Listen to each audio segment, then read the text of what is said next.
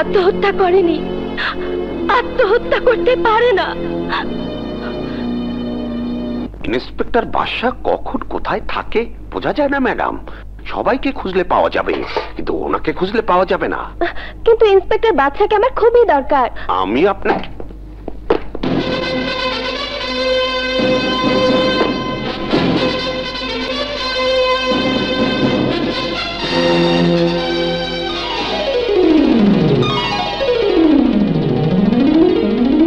এটার প্রাইস কত? 50 টাকা। Wow,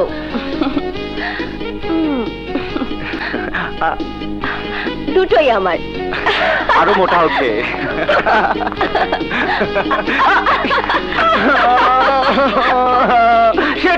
sorry.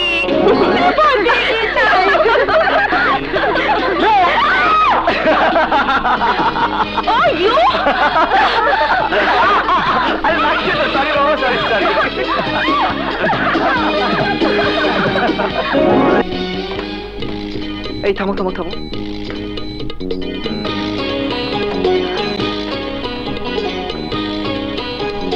কি খবর?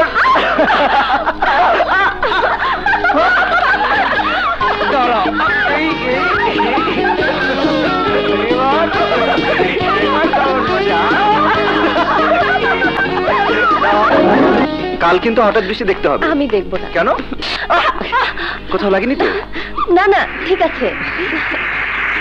Bye bye.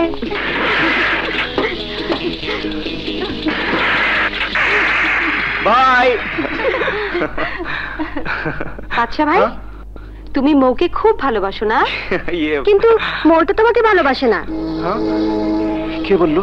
আমি ওকে জিজ্ঞেস করেছিলাম তোদের বিয়েটা কবে হচ্ছে। ও বললো বাদশা ভাইকে বিয়ে করার প্রশ্নই ওঠে না। আমি অবাক হয়ে বলেছিলাম তুই ওকে ভালোবাসিস না? বললো হ্যাঁ ভালোবাসি, তবে বন্ধুর মতো, এর বেশি কিছু না। আমার স্বামী সেই হবে যাকে আমার বাবা পছন্দ করে দেবে। বাচ্চা ভাই, বাচ্চা ভাই, আমার ভাইয়া খুন হয়েছে।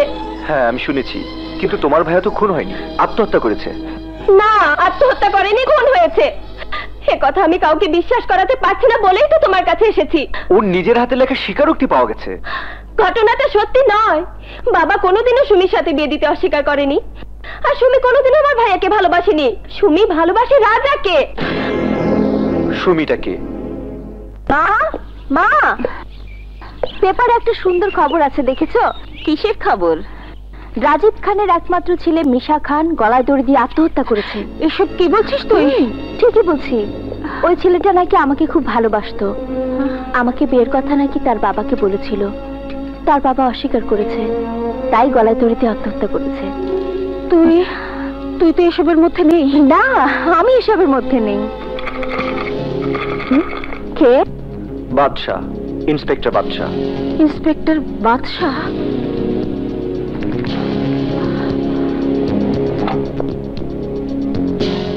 কি চাই? আপাতত আপনাকে দেখতে এলাম। আপনার জন্য একটা জীবন আত্মহত্যা করে শেষ হয়ে গেল, তার কারণটা কি? আমার কাছে কারণ জিজ্ঞেস না করে মৃত ব্যক্তির পকেটে যে চিঠি পাওয়া গেছে তার মধ্যে কারণ নাকি সব উল্লেখ করা আছে, সেটা পড়ে নিলেই ভালো করতেন। আমি যখন যে কাজ করি তার সবকিছু পড়েই করি। ওটা আমার পড়া হয়ে গেছে, এখন আপনাকে আমি পড়তে এলাম। আর যদি এটাও পড়া শেষ হয়ে থাকে তবে আপনি আসতে পারেন, আমরা পারিবারিক ব্যাপারে কিছু কথা বলছিলাম। কিন্তু মিশার পরিবার আপনাকে মৃত্যুর কারণ হিসেবে সন্দেহ করছে। অবশ্যই সন্দেহ করার ন্যায়সঙ্গত কারণ আছে, কারণ কলেজে একদিন মিশা আমাকে রেপ করতে চেয়েছিল, কিন্তু আমি সেই ধরনের দুর্বল নারী নই যে পুরুষের অত্যাচার মুখ বুজে সহ্য করে নেব।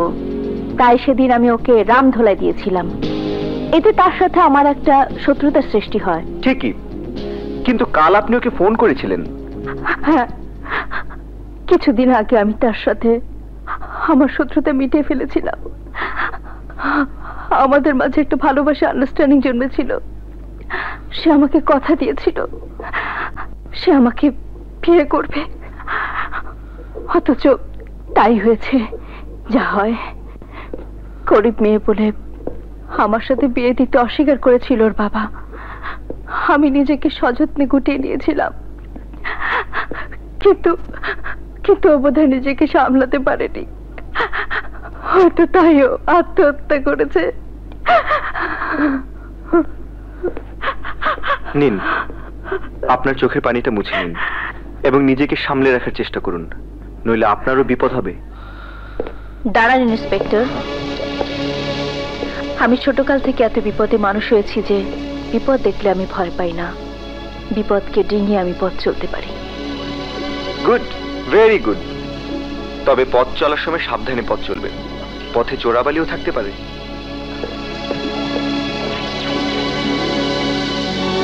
সুমি, তুই তুই মিশাকে খুন করিসনি তো? হ্যাঁ, আমি খুন করেছি। কেন কেন কেন ওরা আমার বাবাকে খুন করেছিল? কেন তোমার পাওয়াটা পঙ্গু করে দিয়েছিল? কর। কি হয়েছে?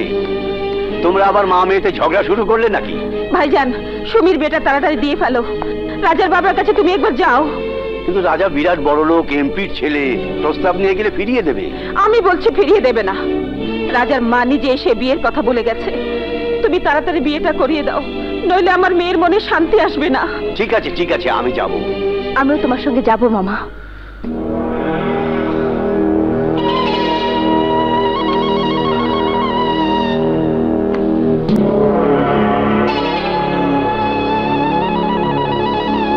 বন্ধু, তুমি অস্থির হও না, ছেলে বড় হয়েছে, এখন ঠান্ডা মাথায় বোঝাতে হবে। কিন্তু ওর ব্যবহার আমার মাথা গরম করে দেয়। তখনই বলেছিলাম, ন্যায় আদর্শের রক্ত ওর শরীরে, ওকে এ বাড়িতে জায়গা দিও না। এই শুনছো? দেখো কে এসেছে। আসসালামু আলাইকুম। আসসালামু আলাইকুম। তুমি আবার এখানে কেন এসেছো? এখন এমন করছো কেন তুমি? চুপ করো তুমি। ওদের জন্য আজ আমার ছেলের সঙ্গে সংঘাতের সৃষ্টি হয়েছে। মেয়েকে দিয়ে ব্যবসা করাতে চায়। বিয়ে করার অন্য কোনো ছেলে পাওনি বলে আমার ছেলেকে প্রেমের জালে আটকে ফাঁসাতে চাও? শরীরে তো রং রূপ ভালোই আছে, ছেলে ফাঁসানো ব্যবসা না করে গুলশান বনানীতে একটা কোঠা বাড়ি দিয়ে বসো, অনেক বড় লোকের ছেলে ফাঁসাতে পারবে। একটা স্বামী না, 10টা স্বামী পাবে। আমার কথা স্পষ্ট শুনে যাও, আমি বেঁচে থাকতে আমার ছেলে রাজা চৌধুরীর সঙ্গে তোমার বিয়ে কোনো দিনই হবে না।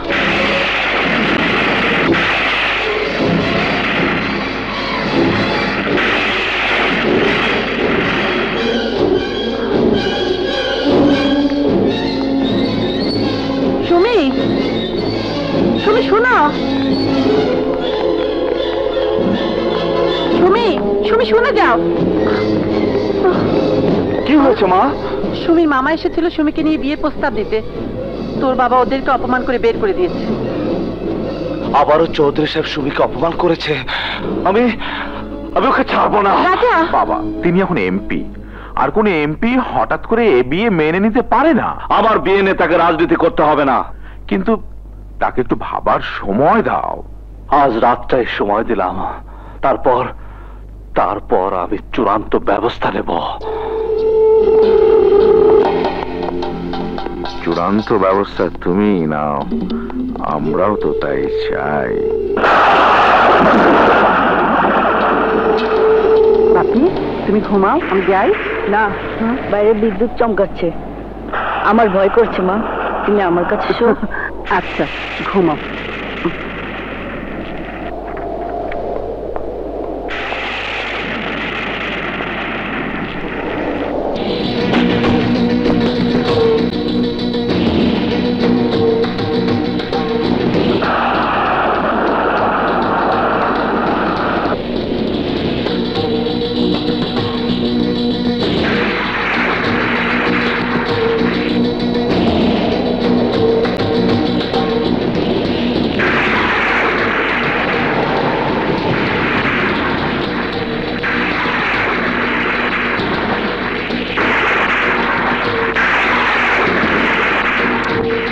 মেয়েকে দিয়ে ব্যবসা করাতে চায়।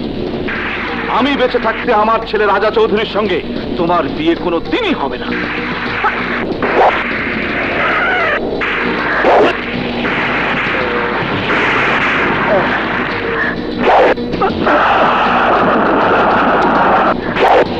হাসান চৌধুরী, এই হাসান চৌধুরী, আরে তুমি কোথায়?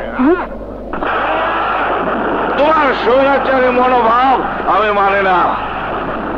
তুমি যদি আমাকে সুমির সাথে বিয়ে না দাও তাহলে আমি বাড়ি ছেড়ে চলে যাব। আমি সুমিকে বিয়ে করব। এই বাড়িতে আমি থাকবো না। এটা আমার চূড়ান্ত সিদ্ধান্ত। হ্যাঁ, কোন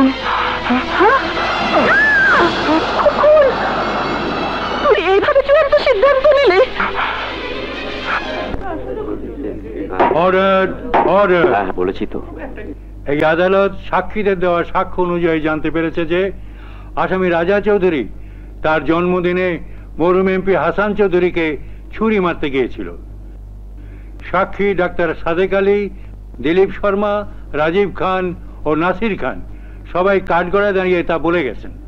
শুধু তাই নয়, ডাক্তার সাদেক আলীকে হাসান চৌধুরীর মৃত্যুর আগের দিন চূড়ান্ত সিদ্ধান্ত নেবে বলে আসামি রাজা চৌধুরী শাসিয়ে যায় এবং খুনের সময় তার মা মিসেস হাসান চৌধুরী স্বচক্ষে ছেলেকে খুন করতে দেখেছেন। অতএব আসামির বিরুদ্ধে 302 ধারা মোতাবেক খুনের কেস শুরু করার জন্য নির্দেশ দেওয়া হচ্ছে। হ্যান্ডকাপ লাগাও। না,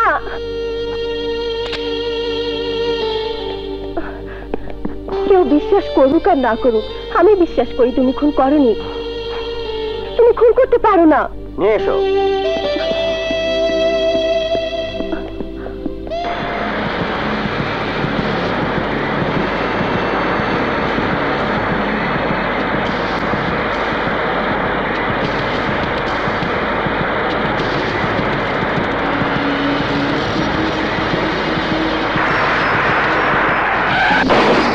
রাজা, যেমন করে হোক রাজাকে খুঁজে বের করতে হবে, নইলে পুলিশ ডিপার্টমেন্টের মান মর্যাদা সব ধুলোয় মিশে যাবে। আমি রাজাকে খুঁজে বের করব, কিন্তু তার আগে একটা অনুমতি আপনাকে দিতে হবে যে আমার কাজে কোনো সরকারি বাধা আসবে না। তাই বলে তুমি যখন তখন গুলি করে মেরে ফেলবে তা হবে না। রাজা একজন এমপির ছেলে। এমপি কি তার ছেলেই মেরে ফেলেছে? সুতরাং তাকে ধরতে গেলে আমাকে যখন তখন গুলি চালাতে হবে, আর সে অনুমতি না পেলে আসামি রাজাকে আমি গ্রেফতার করতে পারবো না। তোমার এই গোয়ার্তুমির জন্য তোমাকে আমি সাসপেন্ড করব। করুন। হায়দা, বাদশা ভাই তো বছরের 9 মাসে সাসপেন্ড থাকে। আরো 3 মাস যোগ হইলেও কিছু আসে যায় না। ঠিক কইছো। দাঁড়াও, আমি তোমার কথা মেনে নিচ্ছি, থ্যাংক ইউ স্যার। কিন্তু গুলি করার আগে তাকে একটা সুযোগ দেবে। আসামিকে সুযোগ দিলে আসামি আমাকে গুলি করে মেরে ফেলবে। সো আসামিকে কোনো রকম সহানুভূতি দেখাতে আমি